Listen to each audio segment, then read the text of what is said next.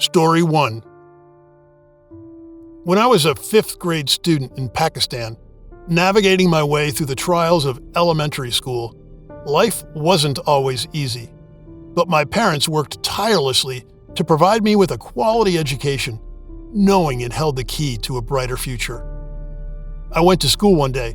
The day started off like any other, with us gathering for the school's General Assembly. My classmates and I were seated on a bench preparing for a test. It had been a long day. We went to eat while waiting for our test to finish. A loud explosion broke our concentration. We were taken aback since we were not used to hearing such loud noises. To us, it seemed like a massive earthquake. We were completely unaware of what was going on. Suddenly, the sight of flames engulfing the floor paralyzed me with shock and overwhelmed my senses. Panic spread like wildfire as students and teachers alike frantically fled towards safety. The explosion was massive, its magnitude sending shockwaves of fear throughout the premises. "It's a terrorist attack on our school," one of my classmates cried, their anxieties heightened by the wave of dread that had devastated our nation during that difficult period. Thick, black smoke covered everything, making it hard to see and filling the air with a bitter smell. School staff hurriedly guided us away from the collapsing building and towards what we hoped was a safer area. Fear gripped our hearts as we saw the destruction and felt the urgency in everyone's movements. The wailing sirens of fire trucks grew louder as they arrived on the scene. I found myself huddled on the ground, joining hundreds of bewildered students, each of us grappling with the uncertainty of the situation. We were trapped in a state of lockdown, devoid of communication devices since phones were prohibited within the school premises. Hours dragged by as we anxiously awaited any updates or guidance. Finally, after what felt like an eternity, a somber announcement was made. Our parents had been contacted, and we were to be sent home. The lingering trauma of the terrifying experience we had just gone through overshadowed the sense of relief. The school, now scarred and wounded, would remain closed for the rest of the week, serving as a solemn reminder of the tragedy that had unfolded. The following day, I went back to the scene of the destruction out of curiosity with my mother, who also happens to be a teacher at the same school. As we surveyed the aftermath, a chilling truth emerged, shattering the initial belief of a terrorist attack. The cause of the explosion was a gas valve that had been left open the previous Friday, filling the library with lethal gas over the weekend. The unsuspecting librarian, upon entering the room, detected the odor and sought to ventilate the area by opening the windows.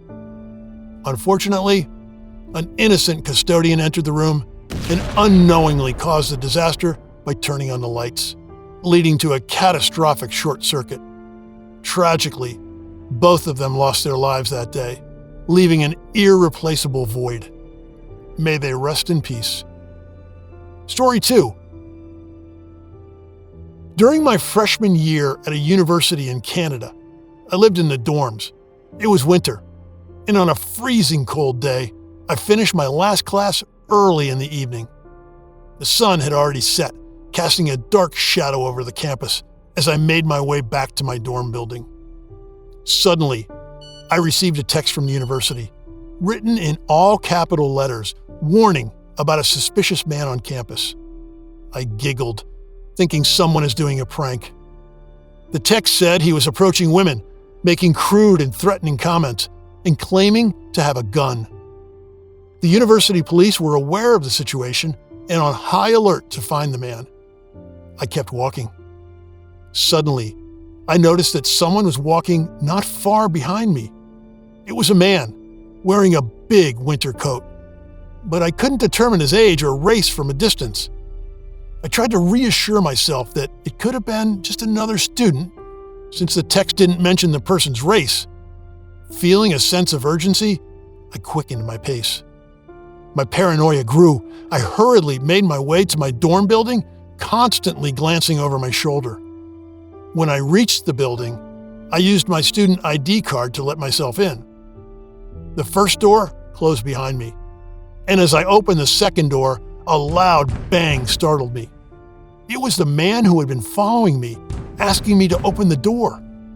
He pleaded, saying he was cold.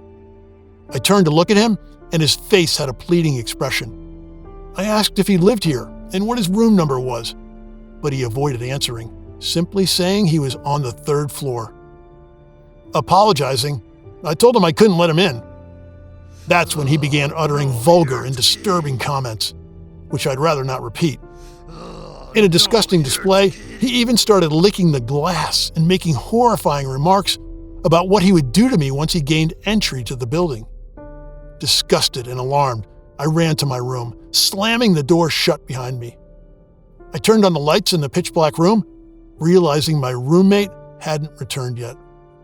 I immediately texted our dorm group chat, informing them about the man at the front door and warning them to stay away. Everyone responded in shock, advising me to call the university police. Following their advice, I dialed the number and explained the situation. The officer on the line urged me to stay on the phone and asked me if the man was still there. Carefully, I walked to the window and, upon seeing him, let out a piercing scream for 3 seconds. He stood on the other side, smiling, shaking his head, performing repulsive gestures with his tongue. Desperately, I pleaded with the officer to send help immediately. The man fled into the darkness as soon as he stepped beyond the reach of the light posts. I continued to cry out, urging the police to hurry. When one of them arrived at my dorm room, I let him in and described the man's appearance. The officer advised me to stay inside and not leave for the rest of the night. He also recommended informing my friends in the building to do the same. An additional text was sent to all residents of my building, notifying them of the situation. The hunt for the man continued throughout the night, but unfortunately, he was never found. The things he said to me were deeply disturbing, and though I hadn't seen a gun, I couldn't discount the possibility of it being hidden in his oversized coat pockets. To ensure safety, the campus had extra police on duty for the rest of the week. Story 3. During my time in 6th grade at a small and impoverished school in California, it started like any other day, with a familiar lockdown drill. We were accustomed to the routine. Teachers would give us a heads up, a short buzzer would sound, and the principal would make an announcement explaining that it was just a practice drill. We would close the curtains, sit tight, and wait for it to be over.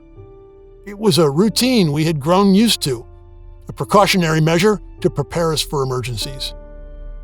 As the day progressed, there was a buzz among the students about a picture that was being passed around. I didn't pay much attention, assuming it was just a personal note or something insignificant. Later in the day, as I made my way to the restroom, I noticed something unusual. The lockdown alarm blared. I was wondering why. However, this time, the alarm was longer, and there were no announcements from the principal. It dawned on me that this was not a drill. It was real. Fear coursed through me, and I knew I had to find a safe place no matter what. Ignoring the protocol of staying put, I ran back to my classroom, only to find the door locked and my teacher unwilling to let me in. Panic gripped me as I realized I had to keep moving, searching for any open door. Along the way, I encountered another student, visibly distraught, desperately trying to find refuge in her own classroom. Without a word, I took her hand, and together we continued our frantic search for a secure hiding place. Time seemed to stretch as we scoured the hallways, trying every door we came across. Finally, we stumbled upon an open computer lab. Relief washed over us as we sought shelter within its walls, praying for the situation to end swiftly. But it seemed like an eternity. The entire school was deafeningly quiet, like a cemetery. We were both afraid since we had no idea what would happen next. The person who was next to me was constantly weeping. I had no idea how to react to her. But then there was an announcement. That was a huge relief. In the aftermath, the school tried to keep the incident quiet, but the truth eventually surfaced. It turned out that a troubled student had brought a gun to school out of anger, but had a change of heart, deciding not to harm anyone. He hid in the bathroom and called the authorities himself. Thankfully, no one was hurt, and the troubled student disappeared from our lives. Yet, the most unsettling part of it all was the picture that had circulated earlier. It was later revealed to be a list, and I discovered that my name was on it. Have you ever faced anything like this? Let us know in the comment section below. Also, make sure you don't miss out on future thrilling content by subscribing to our channel.